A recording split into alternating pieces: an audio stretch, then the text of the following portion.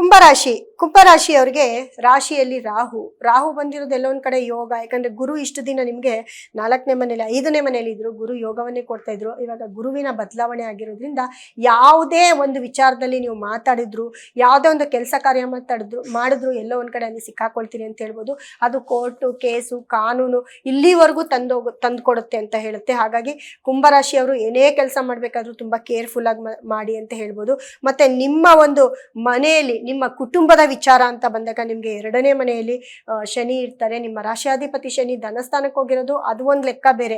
ಆದ್ರೆ ಇವಾಗ ಗುರುವಿನ ದೃಷ್ಟಿ ಕೂಡ ನಿಮ್ಮ 2ನೇ ಮನೆಗೆ ಬೀಳೋದ್ರಿಂದ ನಿಮ್ಮ ಕುಟುಂಬದಲ್ಲಿ ಎಲ್ಲೋ ಒಂದ್ ಕಡೆ ನೀವು ತುಂಬಾ ಒಳ್ಳೆ ರಿಸಲ್ಟ್ ನ ನೋಡ್ತೀರಾ. ಯಾರೋ ಒಬ್ರು ಬಂದು ನಿಮ್ಮ ಕುಟುಂಬದವರು ನೀವೆಂತ ಕಷ್ಟದಲ್ಲಿ ಸಿಕ್ಕಾಕೊಂಡ್ರು ನಿಮ್ಮನ್ನ ಕಾಪಾಡುವಂತ ಒಂದು ಟೈಮಲ್ಲಿ ಇರ್ತಾರೆ, ಕಾಪಾಡುವಂತ ಒಂದು ಇದರಲ್ಲಿ ಇರ್ತಾರೆ. ಯಾಕಂದ್ರೆ ಶನಿ 2ನೇ ಮನೆಗೆ ಧನಸ್ಥಾನದಲ್ಲಿ ಶನಿ ಇರೋದು ಬೇರೆ ಅಲ್ಲ, ಗುರುವಿನ ದೃಷ್ಟಿ 9ನೇ ದೃಷ್ಟಿ ಬೀಳೋದ್ರಿಂದ ಕುಟುಂಬದವ್ರ ಜೊತೆ ತುಂಬಾ ಚೆನ್ನಾಗಿರಿ ಇವಾಗ. ಯಾಕಂದ್ರೆ ಕುಟುಂಬದವರೇ ನಿಮ್ಮನ್ನ ಕಾಪಾಡ್ತಾರೆ. ಆದ್ರೆ ನಿಮ್ಗೆ ಕಷ್ಟ ತಪ್ಪಿದ್ದಲ್ಲ. ಯಾಕಂದ್ರೆ ಗುರುವಿನ ಬದಲಾವಣೆಯಿಂದ ಎಲ್ಲೋ ಒಂದ್ ಕಡೆ ಏನೇ ಮಾತಾಡಿದ್ರು ನೀವು ಅಲ್ಲಿ ಕಷ್ಟಕ್ಕೆ ಸಿಕ್ಕಾಕೊಳ್ತೀರಾ. ಜೊತೆಗೆ ನಿಮ್ಗೆ ಹಿಂದೆಗಡೆ ಮನೆ ಅಂದ್ರೆ 12ನೇ ಮನೆಗೆ ಕೂಡ ನಿಮ್ಮ ಗುರು ದೃಷ್ಟಿ ಬೀಳ್ತಾ ಇದೆ. ಅಲ್ಲೂ ಎಲ್ಲೋ ಒಂದ್ ಕಡೆ ಸಣ್ಣ ಒಂದು ನೂಲು ಎಳೆಯಲ್ಲಿ ನೀವು ಬಚಾವಾಗ್ತೀರಾ ಅಂತ ಹೇಳ್ಬೋದು. ಕುಂಭರಾಶಿಯವರು ನಿಮ್ಮ ಮಾತಿನ ಮೇಲೆ ನಿಗಾ ಇರಲಿ. ಮತ್ತೆ ಯಾರ್ಯಾರಿಗೋ ಏನೇನೋ ಆಶ್ವಾಸನೆಯನ್ನು ಕೊಡಬೇಡಿ, ಮತ್ತೆ ಸುಳ್ಳಾಗಿ ಏನೂ ಹೇಳಕ್ ಹೋಗ್ಬೇಡಿ. ಯಾಕಂದ್ರೆ ನಮ್ಮ ಒಂದು ಕ್ಯಾರೆಕ್ಟರ್ ಏನಿದೆ ಈ ಒಂದು ಟೈಮಲ್ಲಿ ನಮ್ಮನ್ನ ಬಹಿರಂಗ ಪಡಿಸ್ಬಿಡುತ್ತೆ. ಯಾರಿಗೆ ಆಗ್ಲಿ ಏನೇ ಆಗ್ಲಿ ನೀವು ಯಾರನ್ನಾದ್ರೂ ಟೆಸ್ಟ್ ಮಾಡಕ್ಕೂ ಕೂಡ ನೀವೇನು ಮಾತಾಡಕ್ ಹೋಗ್ಬೇಡಿ. ಅದರ ಜೊತೆಗೆ ಕುಂಭರಾಶಿಯವರು ಯಾರೆಲ್ಲ ನಿಮ್ಮ ಕುಟುಂಬ ಅಂತ ಹೇಳಿದೆ, ಅದೇ ರೀತಿ ನಿಮಗೆ ನೋಡಿ 7ನೇ ಮನೆಯಲ್ಲಿ ಕೇತು ಇರೋದ್ರಿಂದ ಈ ಒಂದು ಟೈಮಲ್ಲಿ ಯಾರು ಕುಂಭರಾಶಿಯವರು ನಿಮ್ಮ ಗೊತ್ತಿಲ್ದಿರ ಯಾವುದಾದ್ರೂ ಅಕ್ರಮ ಸಂಬಂಧ ಆಗಿರ್ಬೋದು, ಅಥವಾ ಯಾವುದೋ ಒಂದು ಹಳೆ ಪ್ರೇಯಸಿ ಆಗಿರ್ಬೋದು, ಅಥವಾ ಯಾರಿಗಾದ್ರೂ ಮಾತು ಕೊಟ್ಟು ನೀವೇನಾದ್ರೂ ಮಾಡಿಕೊಡ್ತೀರಾ ಆಗಿರ್ಬೋದು, ಅಥವಾ ಇದು ಗಂಡಾಗಿರ್ಲಿ ಹೆಣ್ಣಾಗಿರ್ಲಿ ಈ ಥರ ಇದ್ದಾಗ ಇದರಿಂದ ನೀವು ಎಲ್ಲೋ ಒಂದು ಕಡೆ ತುಂಬ ಕಾಂಟ್ರವರ್ಸಿಗೆ ಸಿಕ್ಕಾಕೊಳ್ಬೇಕಾಗುತ್ತೆ ಕುಂಭರಾಶಿಯವರು.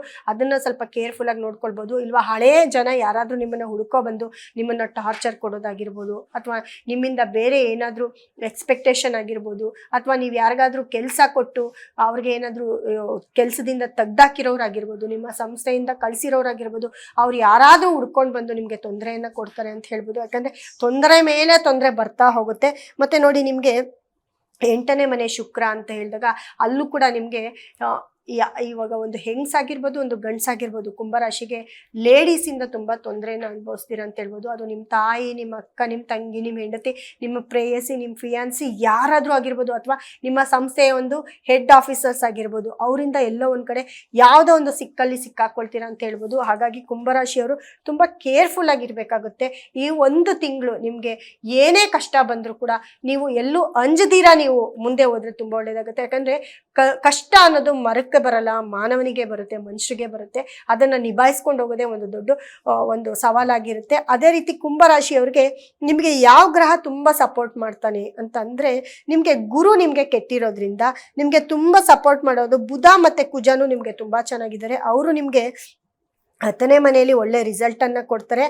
ಅದೇ ರೀತಿ ನಿಮಗೆ ಶನಿಗ್ರಹನೂ ಒಳ್ಳೆ ರಿಸಲ್ಟನ್ನು ಕೊಡ್ತಾನೆ. ಅವನು ಕೂಡ ನಿಮಗೆ 2ನೇ ಮನೆಯಲ್ಲಿ ಧನಸ್ಥಾನದಲ್ಲಿದ್ದಾನೆ. ಹಾಗಾಗಿ ಶನಿಯನ್ನು ತುಂಬ ಆರಾಧಿಸಿ ಅಂತ ಹೇಳ್ತೀನಿ. ಕುಂಭರಾಶಿಯವ್ರಿಗೆ ಅತಿ ಹೆಚ್ಚು ಶನಿಯನ್ನು ಆರಾಧಿಸ್ತಾ ಬನ್ನಿ, ಅಥವಾ ಶನಿಯ ಒಂದು ಸ್ತೋತ್ರ ಆಗಿರ್ಬೋದು. ಶನಿವಾರ ತಪ್ಪುದಿರ ನಿಮ್ಮ ನವಗ್ರಹ ಟೆಂಪಲ್ಗೆ ಹೋಗೋದು, ಅದರಲ್ಲಿ ಶನಿಗೆ ಒಂದು ಕಪ್ಪು ಎಳ್ಳನ್ನು ದಾನ ಮಾಡೋದು, ಕಪ್ಪು ವಸ್ತ್ರವನ್ನು ದಾನ ಮಾಡೋದು, ಇದನ್ನು ಮಾಡ್ಕೊಬಂದರೆ ಕುಂಭರಾಶಿಯವರು ಎಲ್ಲೋ ಒಂದು ಕಡೆ ಈ ಒಂದು ತೊಂದರೆಗಳಿಂದ ಒಂದು 20-30% ಹೊರಗಡೆ ಬರ್ತೀರಾ ಅಂತ ಹೇಳ್ತಾ ಮುಂದಿನ ರಾಶಿ ಮೀನರಾಶಿ ಬಗ್ಗೆ ಮಾತಾಡೋಣ.